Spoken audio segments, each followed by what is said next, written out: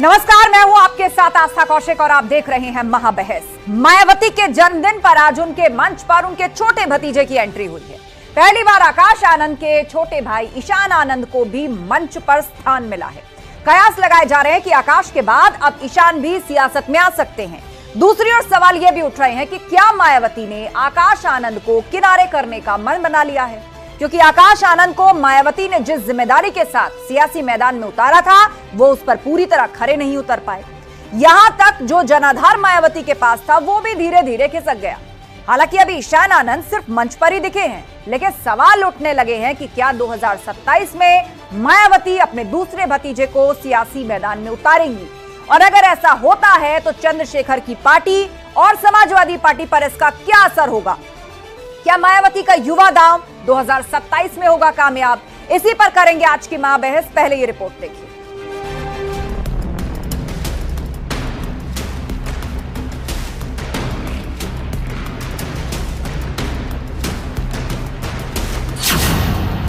मायावती के मंच पर आकाश आनंद के भाई ईशान की एंट्री। क्या ईशान आनंद को 2027 में लॉन्च करेंगी मायावती? बहुजन समाजवादी पार्टी किसको लॉन्च करेगी नहीं करेगी तो ये उनकी पार्टी का मसला है, इससे हमें कोई लेना देना नहीं। लेकिन 2027 में तो जगह ही नहीं है, क्योंकि समाजवादी पार्टी की सरकार आ रही है। बीएसपी का खोया जनाधार, आकाश ईशान लगाएंगे बेड़ा पार। आकाश आनंद को उन्होंने चूंकि दिल्ली में जिम्मेदारी दे रखी है और साथ ही उनके छोटे भाई चले गए होंगे ईशान, हालांकि कहीं लिखा पढ़ी में नाम कहीं नहीं आया ईशान आनंद का अभी तक, लेकिन अगर साथ में गए हैं, अगर उनको भी वो सक्रिय करना चाहते हैं तो अच्छी बात है, उनके अपने परिवार का मामला है। मायावती का युवा दांव कितना होगा कामयाब?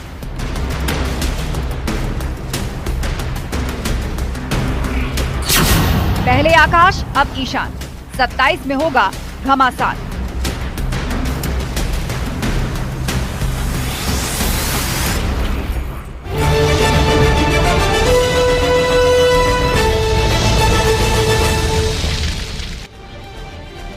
और वक्त है महाबहस के सवालों का, जिन पर फोकस है आज की पूरी डिबेट। तो सवाल है कि क्या 2027 में ईशान को लॉन्च करेंगी मायावती? आकाश आनंद के बाद अब क्या ईशान आनंद भी बसपा के अंदर रहकर कोई एक्टिव भूमिका निभाएंगे, और ये मंच पर उनकी मौजूदगी क्या इसी बात का आज प्रतीक है? सवाल ये कि आकाश ईशान लगाएंगे बसपा का बेड़ा पार। साल दर साल जिस तरीके से बसपा के नंबर ऑफ सीट्स और जनाधार कम हुआ है, दलित पॉलिटिक्स के लिए अग्रेसिवली समाजवादी पार्टी और चंद्रशेखर रावण की पार्टी सामने आ रही है, तो ऐसे में आकाश और आनंद का बसपा में एक्टिव पार्टिसिपेशन क्या बसपा का बेड़ा पार लगाएगा? मायावती का युवा दांव 27 में होगा कामयाब। एक तरीके से यूथ वोटर को आकर्षित करने के तौर पर भी दोनों युवाओं को अगर बसपा में लाया जाता है तो क्या यह दांव कामयाब होगा? चर्चा के लिए हमारे साथ सूर्य मैथिल जी हैं, राजनीतिक विश्लेषक, अशोक यादव जी हैं, सपा प्रवक्ता, उमाशंकर पांडे जी हैं, कांग्रेस प्रवक्ता, डॉक्टर परमवीर सिंह हमारे साथ जुड़ चुके हैं, राजनीतिक विश्लेषक, और साजन सिंह जी हमारे साथ हैं, बसपा समर्थक। आप सभी मेहमानों का बहुत बहुत स्वागत है इस शो पर। तो चर्चा की शुरुआत करते हैं और पहले सवाल बसपा से ही। साजन जी, ये बताइए कि आकाश आनंद को तो जिम्मेदारी देकर लाया गया, दिल्ली में वो एक्टिव भी है, वहां पर विधानसभा चुनाव होने हैं, लेकिन आज ईशान आनंद की मंच पर मौजूदगी किस बात का संदेश है? क्या भविष्य में वो भी पार्टी को ज्वाइन कर सकते हैं 2027 के लिहाज से? तो भविष्य के गर्त में छिपा है।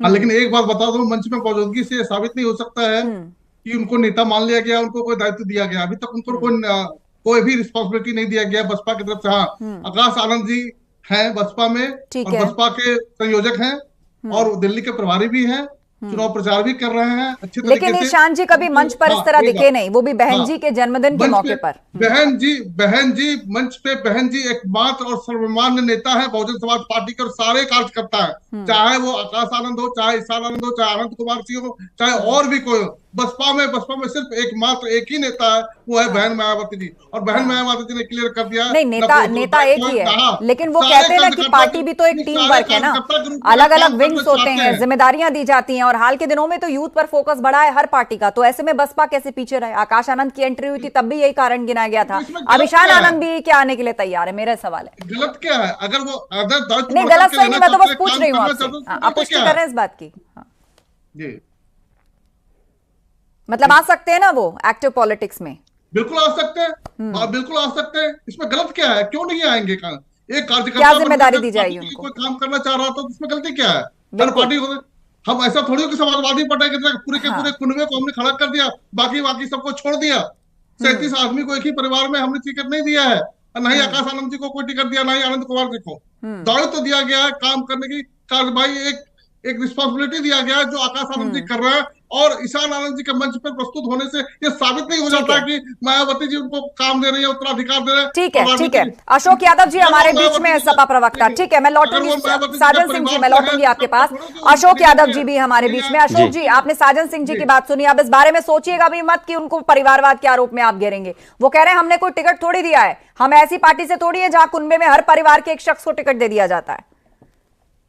आस्था जी, सबसे पहले तो आज बहन जी के 69वें जन्मदिवस पर उनको हार्दिक शुभकामना, और उन्हीं को स्पेशल बधाई देने के लिए मैंने नीले कलर की जैकेट पहनी विशेष रूप से। अच्छा। और दूसरी बात आस्था जी, देखिए 1980 लाल के दशक गमछा भी है, रंग से रंग मिला रही है समाजवादी पार्टी। साजन सिंह जी, लाल गमछा भी है। जी जी आस्था जी, देखिए 80 के दशक में हो सकता है कि इंटरव्यू हो जाए आपकी बसपा में।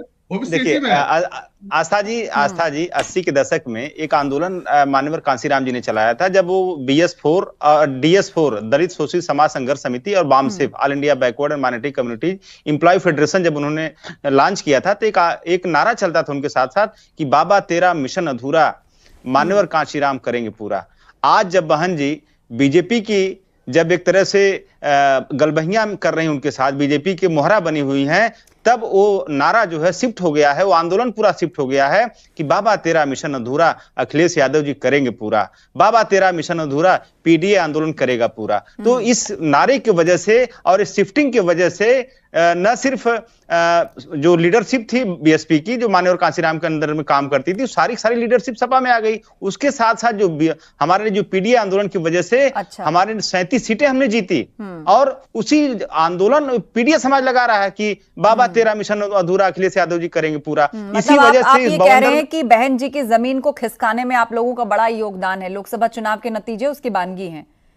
और बिल्कुल बिल्कुल, जो सीटें आपको मिली हैं, जहां जीत आपकी हुई है, वहां पर वोट मिले, इसमें कोई दो राय नहीं। साजन सिंह जी, ये तो फैक्ट है, इसको कोई झुटला नहीं सकता। मैं लौटूंगी आप लोगों के पास, ठीक है। एक बार सभी पैनलिस्ट पहले अपनी बात एक बार रख लें। हमारे साथ उमा शंकर पांडे जी भी हैं। उमा शंकर जी, बहन जी ने जो आज प्रेस कॉन्फ्रेंस की उसमें कांग्रेस को कोसा। उन्होंने साफ तौर पर कहा कि कांग्रेस ने बाबा साहेब भीमराव अंबेडकर का अपमान किया है, और कांग्रेस की सरकार अगर आती है या आई है तो संविधान खतरे में है। देखिए, पहले तो मैं बहन जी को उनके जन्मदिन पर बधाई देता हूं, उनके स्वास्थ्य और दीर्घायु की कामना करता हूं, प्रभु से प्रार्थना करता हूं। दूसरा, बहन जी निश्चित रूप से दबाव में हैं। वो किसके दबाव में हैं, ये मुझे लगता है कि आपके दर्शक और खास करके दलित समाज के लोग बेहतर इस बात को समझ चुके हैं कि मायावती जी, मान्यवर कांसीराम जी की जो मेहनत थी, बाबा साहब डॉक्टर भीमराव अंबेडकर जी की जो बुनियाद थी, मायावती जी किसी दबाव में वो बुनियाद खो रही हैं। और उसका कारण क्या है? अब भारतीय जनता पार्टी से ये पूछा जाना चाहिए कि मायावती जी जो दलितों की एक बड़ी लीडर बनी, उन्होंने लंबा संघर्ष किया, आखिर आपने उनको कैद क्यों कर दिया? आपने उनके खिलाफ तमाम तरीके के षड्यंत्र कुचक्र करके मायावती जी को आपने घर के बाहर निकलने पर पाबंदी लगा दिया है। ये भारतीय जनता पार्टी का चेहरा है, और वो मायावती जी के क्या दबाव के कारण है, क्या कमजोरी के कारण है, जो भारतीय जनता पार्टी उन पर और उनकी पार्टी पर पूरी तरीके से हावी होकर बहुजन समाज पार्टी को समाप्ति की ओर एक महिला नेत्री, आप उनको कमजोर कह रहे हैं, आप उनको डरा हुआ बता रहे हैं। नहीं, वो आज भी मानते हैं कि प्रेस कॉन्फ्रेंस की तरह वो एक कागज पढ़ करके बस वोट भर मांग ले तो उनका वोट बैंक उनके पास चला जाता है। आप उनको कमजोर कह रहे हैं। आस्था जी, मेरी बात समझिए। अभी इतने बड़े दलितों पर अत्याचार हुए, चाहे वो हाथरस का कांड हो, चाहे वो बुंदेलखंड का कांड हो, तमाम जगह दलितों पर अत्याचार हुए, लेकिन मजबूरी में मायावती जी बाहर नहीं आ पाई, क्योंकि भारतीय जनता पार्टी ने उनको पिछले 10 सालों से कैद खाने में डाल रखा है। मायावती जी की स्क्रिप्ट, मायावती जी की रणनीति, मायावती जी कहां चुनाव लड़ेंगी, कहां नहीं लड़ेंगी, ये सारा निर्णय वो भारतीय जनता पार्टी के कार्यालय से हो रहा है। अच्छा। तो मैं तो मायावती जी की इस मजबूरी पर कांग्रेस पार्टी उनके साथ है और भारतीय जनता पार्टी जी को यह कहना चाहती है कि किसी महिला को, किसी दल को जिसने निश्चित रूप से बहुजन समाज के लिए माननीय कांसीराम जी के नेतृत्व में काम किया है, उसको इस तरीके से कैद खाने में डालना निश्चित रूप से ये लोकतंत्र की हत्या है और इस मामले पे कांग्रेस पार्टी मायावती जी के साथ है। ठीक है, सूर्य मैथिल जी हमारे बीच में हैं। और सूर्य मैथिल जी, यहाँ पर जो कांग्रेस है वो उल्टा भाजपा को घेर रही है और कह रही है कि बड़े गंभीर आरोप लगा रही है कि उनकी तो रणनीति से लेकर क्या बोलेंगी, कहां चुनाव लड़ेगी पार्टी, कहां नहीं लड़ेगी, ये सब कुछ बीजेपी हेडक्वार्टर तय कर रहा है। धन्यवाद। पहले तो आपको और पूरे देश को भारत माता की जय, वंदे मातरम। और आज बहन जी का जन्मदिन भी है और हमारी तरफ से भी उनको बहुत बहुत हार्दिक शुभकामनाएं हैं। अब आस्था जी, मैं ये देख रहा था कि चाहे वो समाजवादी पार्टी हो और चाहे वो कांग्रेस के लोग हों, वो लगातार एक दलित की बेटी पर जिस प्रकार का लांछन और जिस प्रकार की टिप्पणियां कर रहे हैं वो बहुत ही, मैं ये कहूं कि शर्मनाक भी हैं और निंदाजनक भी हैं। हाँ, मैं ये मानता हूं कि अभी कुछ समय से बहन जी ने अपनी जो राजनीतिक सक्रियता है वो अपने भतीजों के ऊपर शिफ्ट कर दी और अच्छा है, होना भी चाहिए। हर एक पार्टी में अपनी सेकंड लाइन डेवलप की जाती है। अब ऐसा थोड़ा ही है कि कांग्रेस के अंदर केवल राहुल गांधी और केवल राहुल गांधी ही रहेंगे, चाहे वो 1 चुनाव हारे, चाहे वो 10 चुनाव हारे, चाहे वो 40 चुनाव हारे और चाहे वो चिर युवा ही रहे, 52 साल की उम्र तक चलता ही रहेगा। उसी प्रकार अखिलेश यादव जी की पार्टी है, वहां पर भी कोई सेकंड लाइन जनरेट नहीं होती, लेकिन यहां पर बसपा में यदि हो रही तो अच्छी बात, हम स्वागत करते हैं। हम राजनीतिक जो विपक्षी हैं उनमें यदि राजनीतिक सक्रियता बढ़ती है तो हम उसका स्वागत करते हैं। अब लेकिन मुझे ये समझ नहीं आता कि ये जो आंकलन अभी कांग्रेस के प्रवक्ता ने किया, समाजवादी पार्टी के प्रवक्ता ने किया बहन जी की राजनीतिक सक्रियता पे, क्या वो भूल गए कि अभी 2019 में ही तो बहन जी ने बुआ और बबुआ की जोड़ी के साथ मिलकर चुनाव लड़ा था? क्या वो भूल गए कि अभी भी बहन जी के जो कैंडिडेट्स हैं वो चुनाव लड़ रहे थे, उन्होंने अभी जो है अच्छा खासा वोट प्राप्त किया? हाँ। और मैं आपको बताऊं कि जिस प्रकार से माननीय प्रधानमंत्री श्री नरेंद्र मोदी जी के द्वारा किए गए दलितों के उत्थान और परम श्रद्धेय मुख्यमंत्री, थोड़ा सा ऑडियो में कुछ दिक्कत है सूर्य मैथिल जी, योगी आदित्यनाथ जी के द्वारा, मैं लौटूंगी आपके पास।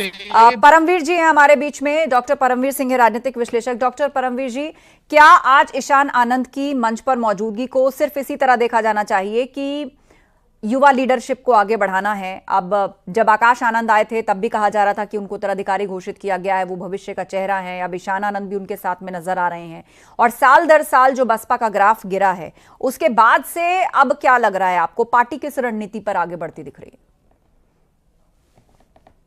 समय का चक्र होता है, वो गोल घूमकर दोबारा से वहीं पर आ जाता है। मुझे याद आती है 70s और 80s का दौर, जब कांशीराम जी ने भी मायावती जी को इसी तरह मंच के ऊपर इंट्रोड्यूस किया था।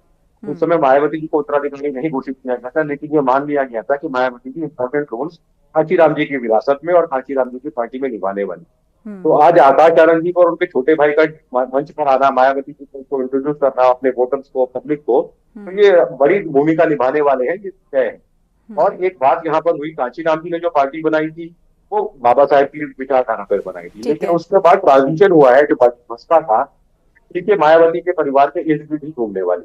और ये मायावती जी की बात नहीं है, ये भारतवर्ष में जितनी भी क्षेत्रीय पार्टियां जो परिवार में चलती हैं तो वहां पर रहता है। आने वाले समय में कभी जो शीर्ष पर रहेगा उसमें विवाद ना हो, तो इसमें जनता को चॉइस देने के लिए 2 कैंडिडेट हैं, जैसे कांग्रेस के साथ भी है, प्रियंका गांधी भी है, राहुल गांधी भी है। तो जनता को चॉइस दी गई है, एक सीईओ की, first in command, second in command. रही मायावती जी के पॉलिटिकल बेस की, मायावती जी का पॉलिटिकल बेस लगभग नॉर्थ इंडिया में ही रहा है, क्योंकि अगर हम तमिलनाडु में देखें वहां पर बाबा साहब से भी ज्यादा पेरियर को माना जाता है, वहां पर वो आदर्श मानते हैं वहां पर। ठीक है, तो ये कह देना कि दलित राजनीति का केवल एक आइकॉन है, एक फेस है, ये नहीं है। देश में अलग अलग जगहों पर होता है। मायावती जी की पार्टी उत्तराखंड से चुनाव नहीं जीत पाती है, यूपी से लगा हुआ राज्य है मायावती। लेकिन अब यूपी में भी बहुत कॉम्पिटिटर हो गए हैं। आप लोकसभा चुनाव का रिजल्ट उठा करके देखें तो दलित वोट बैंक ने समाजवादी पार्टी की तरफ भी शिफ्ट किया है। चंद्रशेखर रावण की भी पार्टी है, वो भी अग्रेसिव दलित पॉलिटिक्स कर रहे हैं। दलित मुस्लिम एक अलग कॉम्बिनेशन बना के चल रहे हैं एग्रेसिवली। आस्था जी कोशिश सब लोगों से की जा रही है, लेकिन जो दलित वोट बैंक है वो देखिए वो पुरानी बातें नहीं रही है। दलित वोट बैंक भाजपा के साथ में भी बहुत है, दलित वोट बैंक कांग्रेस पार्टी के साथ में भी है, और अपना अपना क्षेत्रीय दल में भी आते हैं। जैसे बहुत नए हैं राजनीति के अंदर चंद्रशेखर रावत जी, उनके साथ में भी सपोर्ट करते हैं वहां पर। लेकिन आज तक के समय में ऐसा एक हम प्रिंट नहीं कर सकते एक तरीके से कि दलित राजनीति है तो वो मायावती जी के पास चंद्रशेखर की पार्टी जाएगा। वो अपना बस देखते हैं अपना कि फायदा किस तरह सुनवाई उनकी ज्यादा हो रही है। सुनवाई पॉलिटिकल कानून के हिसाब से सबकी सुनवाई हो रही है, लेकिन पॉलिटिकल कहाँ उसको टिकट मिलता है, कहाँ उनको राजनीतिक रूप से। साजन सिंह जी, आपने कांग्रेस की बात सुनी। आज बहन जी ने प्रेस कॉन्फ्रेंस करके साफ कहा कि भाई कांग्रेस ने बाबा साहेब का अपमान किया है, कांग्रेस के राज में संविधान खतरे में होता है। कांग्रेस पार्टी ने कहा कि बहन जी डरी हुई हैं, उनकी स्क्रिप्ट भाजपा लिखती है, कहां से चुनाव लड़ना है वो भाजपा तय करती है, उनको 10 साल 8 साल से भाजपा ने कैद कर रखा है। और उसके बाद उन्होंने कहा कांग्रेस पार्टी बसपा के साथ है। गाजियाबाद से गोरखपुर तक फैले हुए उत्तर प्रदेश में एक एक वोट के लिए तरसती हुई पार्टी हम पे इल्जाम लगाती है कि हम किसी और पार्टी के हाथों में खेल रहे हैं। वो कह रहे हैं कि वो आपके साथ है, कांग्रेस आपके साथ है। अजीब सा तमाशा मुझे लगता है। एक एक वोट के लिए तरसने वाली पार्टी, दूसरे की पिछलग्गू बनने वाली पार्टी, दूसरे को अपने समर्पित कर देने वाली पार्टी, जो भारतीय इतिहास में एक अमर पार्टी रही है, वो हम पे इल्जाम लगाती है। कितना आश्चर्य होता है बात सुन करके। तो कांग्रेस का तो जवाब दे, अगर बहन जी राजनीति में सार्थक नहीं है, राजनीति में नहीं कर रही है, किसी के कैद में है, तो क्यों आते हो पलक पावड़े बिछा करके बहन जी से समझौता करने के लिए कि हमें सीट दे दो? क्यों राहुल गांधी जी कह रहे थे कि नहीं हम तो बहन जी को मुख्यमंत्री बनाना चाहते हैं, हमारे साथ समझौता करें? हाँ, ऐसी चर्चा उठी थी लोकसभा चुनाव के दौरान कि INDIA गठबंधन अगर मायावती जी को मुख्यमंत्री पोर्ट्रे कर दे तो कांग्रेस की तरफ से शायद इस तरह की कुछ चर्चाएं वगैरह हुई। बातें नहीं हो सकती, तो वो शायद इंडिया गठबंधन को ज्वाइन कर ले। आस्था जी दोनों बातें नहीं हो सकती। अगर तो मानिए कि हमारी जमीन है, हमारे पास वोट है, लेकिन ये किस आधार पे कह रहे हैं? साजन जी देखिए चुनावी भाषण की तरह नहीं, फैक्ट्स पर बात करते हैं। लोकसभा चुनाव में मुझे बताइए कितनी सीटें थी, पिछले साल कितनी सीटें थी, उससे पिछली बार कितनी सीटें थी, विधानसभा चुनाव में आपके पास कितनी सीटें हैं, कितनी राज्यसभा आपके पास रह गई हैं? फैक्ट पर बात होती ना। और आप कहते हैं कि हमारे पास जमीन है। वहां वेस्ट में देखिए चंद्रशेखर रावत की पार्टी खड़ी हो गई है, समाजवादी पार्टी को मेजर दलितों ने वोट दिया है लोकसभा के अंदर। हमने सीट जीतने के लिए अपने विचारधारा से समझौता नहीं किया है। सीट जीतने के लिए हमने बहुजनों का विचारधारा नहीं छोड़ा है। हमने बाबा साहब के विचारधारा पे चलने वाली पार्टी आज के तारीख में जो धार्मिक उन्माद फैला करके जाती है, उन्माद फैला करके सीट जीतते हैं। भले ही हमने सीट नहीं जीता हो, लेकिन हमारी जमीन है। इसका सबसे बड़ा प्रमाण यही है कि आज भी ये पॉलिटिकल पार्टी जो गैर भाजपा राजनीतिक पार्टियां हैं, वो हमारे साथ समझौता करने के लिए पलक पावड़े बिछा करके आते हैं। रीजन यही है। दूसरी बात, अभी समाजवादी की पार्टी कहती 37 सीटें जीत गई, हम भाजपा के हाथों में खेल रहे। अरे साहब जरा सीटों का आंकड़ा विश्लेषण करके देखिए। राजनीतिक विश्लेषक उमाशंकर जी कहने का लब्बो लुआब ये बहुजन समाज पार्टी की तरफ से कि हमारी जमीन है और आपको यकीन नहीं है।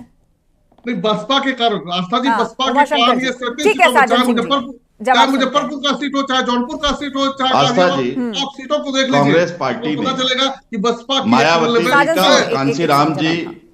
मान्यवर कांसीराम जी तब थे। कांग्रेस पार्टी ने आगे बढ़कर 1996 में मायावती जी के साथ अलायंस किया, प्री पोल अलायंस किया, उनके साथ मिलकर हम चुनाव लड़े। और जब कभी भी मायावती जी को जरूरत पड़ी, बहुजन समाज पार्टी को जरूरत पड़ी, कांग्रेस पार्टी ने उनका साथ दिया। और मैं निश्चित रूप से धन्यवाद भी करूंगा मायावती जी का कि जब यूपीए की सरकार चल रही थी उस समय भी माननीय मुलायम सिंह यादव जी ने और माननीय मायावती जी ने आगे बढ़कर यूपीए की सरकार चलाने में उन्होंने हमारा समर्थन भी किया। लेकिन ये बातें तब बदली 2014 के बाद, जब भारतीय जनता पार्टी की एक ऐसी सरकार आई जो पूरे विपक्ष को समाप्त कर देना चाहता है, जो लोकतंत्र को समाप्त कर देना चाहता है, जो पावर को सेंट्रलाइज करके लोकतंत्र की जगह तानाशाही को लाके खड़ा कर देना चाहता है। तब मायावती जी को उन्होंने अपने घेरे में लिया। और आप देखिए कि मायावती जी जो कैंडिडेट खड़ा करती हैं वो ऐसे खड़ा करती हैं कि सीधे भारतीय जनता पार्टी को फायदा पहुंचता है। बसपा के हमारे मित्र कह रहे हैं कि कांग्रेस पार्टी उत्तर प्रदेश में ऊंट को तरस रही। आपकी पार्टी को भारतीय जनता पार्टी ने इस लेवल पर लाके खड़ा कर दिया है कि आपके पास उधार का एक विधायक है और आपके पास 0 सांसद है उत्तर प्रदेश में। हमारे पास तो तब भी 2 विधायक और 6 मेंबर आप पार्लियामेंट लोकसभा के हैं। आप ये भी जवाब समझना है कि आखिर मायावती जी भारतीय जनता पार्टी के पाले में जाकर उन्होंने बहुजन आंदोलन कहाँ बीजेपी के साथ है? क्या उनका कोई अलायंस हुआ है? जो बाबा आप लोग क्यों कहते हैं बीजेपी के साथ अंबेडकर जी का महाअभियान था, वो तो खुद भाजपा पर आरोप लगाते हैं, कहते हैं सांप्रदायिक ताकतों को अलग रखना है, मायावती उसके लिए मजबूत अलायंस होना चाहिए। झेल रही है, इस पर आप लोगों को मंथन करना चाहिए। कांग्रेस को कोसना वो तो भाजपा का स्क्रिप्ट है, वो हम जानते हैं, वो पूरा देश। अच्छा, मतलब आप ये कहना चाहते हैं कि बहुजन समाज पार्टी कांग्रेस पर कोई क्रिटिकल कमेंट नहीं कर सकती? वो इंडिविजुअल पार्टी है, मैं ये नहीं कह रहा वो कई राज्यों में चुनाव लड़ती है। आपको ऐसा क्यों लगता है कि अगर वो कांग्रेस पर निशाना साध रही है तो फिर वो कोई भाजपा की स्क्रिप्ट है? नहीं, आप देखिए, आप 2022 विधानसभा उठा के देखिए, 2024 लोकसभा उठा के देखिए, 19 उठा के देखिए, आप ये देखिए कि मायावती जी की कोशिश क्या रहती है। उनकी कोशिश नहीं होती, भारतीय जनता पार्टी उनसे क्या करवाती। अब दिल्ली में मायावती जी चुनाव लड़ेगी सभी 70 विधानसभाओं, उसका फायदा किसको पहुंचने वाला है? मायावती ये आपका एक सीट नहीं जीत पाती। पोस्ट पोल एनालिसिस हो सकता है, ये पोस्ट रिजल्ट एनालिसिस हो सकता है कि किसको फायदा हुआ। ये नफा नुकसान तो सभी आकलन कर सकते हैं। साजन सिंह जी, घूम फिरकर आरोप यही कि आप भाजपा को फायदा पहुंचाने के लिए चुनाव लड़ते हैं। कोई भी राजनीतिक दल भाजपा से नहीं मिली हुई है, कैसे प्रमाणित हो सकता है? हम 10 जनपद पे जाकर के सजदा करें, 10 जनपद के चौके। अच्छा, यही आरोप सिर्फ कांग्रेस नहीं, समाजवादी पार्टी भी लगाती है साजन सिंह जी। अरे आपके खुद के इंडिया अलायंस में लोग आपको नेता नहीं मानते हैं। कांग्रेस इरिलेवेंट हो गई इंडिया अलायंस में भी, चाहे वो समाजवादी पार्टी हो, चाहे वो महाराष्ट्र की पार्टी हो उद्धव ठाकरे जी का, चाहे वो उमर अब्दुल्ला जी हो, सबने आपको इरिलेवेंट कर दिया। और आप कह रहे हैं कि बसपा बीजेपी के हाथों में खेल रहे हैं। आप किसके हाथों में खेल रहे हैं कि 400 सीटों में से आपको 2 सीटें मिलती हैं? आप किसके हाथों में खेल रहे हैं? इसका भी जवाब दे दीजिए और अपना घर पहले ठीक करिए, उसके बाद आप दूसरे पे इल्जाम लगाइएगा। आज बहन जी ने साफ कर दिया कि कांग्रेस दलितों के लिए कभी भला नहीं कर सकते। दलितों को आप वोट समझते हैं, वोट बैंक समझते हैं। सबसे बड़ा मुश्किल दलित स्पेशल पॉलिटिक्स करता है, दलित सजग है। कांसीराम जी ने इतना चेतना मान्यवर ठीक है, सूर्य मैथिल जी, दलित पॉलिटिक्स की अगर बात करते हैं तो हर पार्टी एक लाइन लेती है कि विरोधी पार्टी की तरफ मत जाइए, उन्होंने कभी दलितों का भला नहीं किया। लेकिन घूम फिरकर वो सवाल खुद पर भी आ जाता है, चाहे वो भाजपा हो, कांग्रेस हो, बहुजन समाज पार्टी हो, समाजवादी पार्टी हो। सूर्य मैथिल जी, ठीक है साजन सिंह जी, हाँ सूर्य मैथिल जी। हम लोग बात नहीं करते, हम लोग काम करने के दिखाते हैं। आप देखिए जिस प्रकार से माननीय प्रधानमंत्री श्री नरेंद्र मोदी जी ने 2014 में आने के बाद से लगातार दलितों के लिए काम किया, लगातार हमने अंतिम पंक्ति में खड़े हुए व्यक्ति के लिए अंत्योदय की बात की। श्रद्धेय अंबेडकर साहब के पंचतीर्थ बनवाने का काम हमने किया। ये पहले कभी कांग्रेस को याद आया था क्या? नहीं याद आया था। और रही बात जहां तक बसपा के ऊपर आरोप लगाने की, तो ये तो भैया कांग्रेस की आदत रही है कि सामने जो इनके साथ में नहीं झुकेगा उसके ऊपर ये लांछन ही करेंगे। और बहुत अच्छा बोला था अभी साजन सिंह जी ने कि किस प्रकार से सर्टिफिकेट चाहिए आपको, क्या 10 जनपद में जाके नाक रगड़ी जाए, लेकिन उसका उत्तर कुछ नहीं दिया अभी इन्होंने। और जहां तक मैं बात करना चाहता हूं गठबंधन की, तो ऐसा है दिल्ली के अंदर आप देख लीजिए हाल क्या हो रहा है इस समय में। दिल्ली का हाल ये है कि कल तक जो साथ में घूम रहे थे, हाथ में हाथ डालकर, आज आमने सामने लड़ रहे हैं ना, एक दूसरे का कपड़े फाड़ रहे हैं ये लोग। कल तक जो इनको लेकिन सूर्य मैथिल जी, उसको लेकर अखिलेश यादव ने ट्वीट किया है और कहा है कि इंडिया अलायंस बिल्कुल इंटैक्ट है। ये पहले ही तय हो गया था कि जो भी क्षेत्रीय पार्टी जिस राज्य में मजबूत होगी उसको आगे रखा जाएगा, उसका साथ दिया जाएगा। अब दिल्ली में आम आदमी पार्टी मजबूत है तो कांग्रेस को दूसरी कतार में आना पड़ेगा। तो फिर कांग्रेस ने गठबंधन क्यों नहीं किया, ये तो बताइए आस्था जी। आज कांग्रेस क्यों वहां पर सभी सीटों पर चुनाव लड़ने की नौटंकी कर रही है? और मैं आपको बता दूं कि कांग्रेस के कार्यकर्ताओं का मेरे पास मैसेज है, वो ये कह रहे हैं कि हम लोग केवल दिखाने के लिए, अपनी इज्जत को बचाने के लिए चुनाव लड़ रहे हैं, अन्यथा हमें चुनाव लड़ने की इच्छा नहीं है। उमाशंकर जी, बी ग्रेड की पार्टी है, उमाशंकर जी नहीं लग्गू बन के घूमने को तैयार है। ग्रेड देने वाले हम कोई नहीं होते, वो फैसला जनता करेगी। उमाशंकर जी। आस्था जी देखिए, जिस टॉपिक पर डिबेट है मैं उससे हटूंगा नहीं। अभी आपने देखा बसपा के हमारे समर्थक साथी को सर्टिफिकेट चाहिए था और आपके दर्शकों को सर्टिफिकेट मिल गया कि किस तरीके से भाजपा के कभी प्रवक्ता बनने वाले, कभी राजनीतिक विश्लेषक बनने वाले सूर्या जी, उन्होंने बहुजन समाज पार्टी का पुरजोर समर्थन किया। यही सर्टिफिकेट है। यही सर्टिफिकेट है कि क्यों दिल्ली में बहुजन समाज पार्टी यहां पे चुनाव लड़ने आई है। ये सर्टिफिकेट तो दे दिया इन्होंने, हम 10 जनपद से सर्टिफिकेट लेने की जरूरत नहीं है। सर्टिफिकेट दर्शक अपने आप ले लेता है और दर्शकों ने सर्टिफिकेट दे दिया कि बहुजन समाज पार्टी को बैकअप करने वाली पार्टी का नाम है भाजपा। मायावती अपने घर में रहे, सड़क पे ना निकले, ये मैं आपको काम करवाने वाला कोई दल है तो वो भारतीय जनता पार्टी है।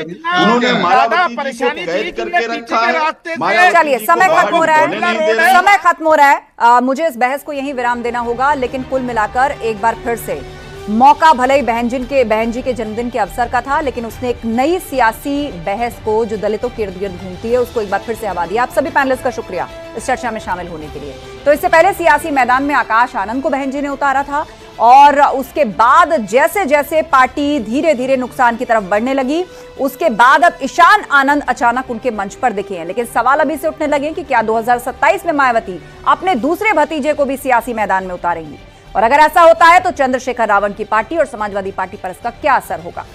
महाबहस में इतना ही। खबरें जारी हैं, बने रहिए हमारे साथ।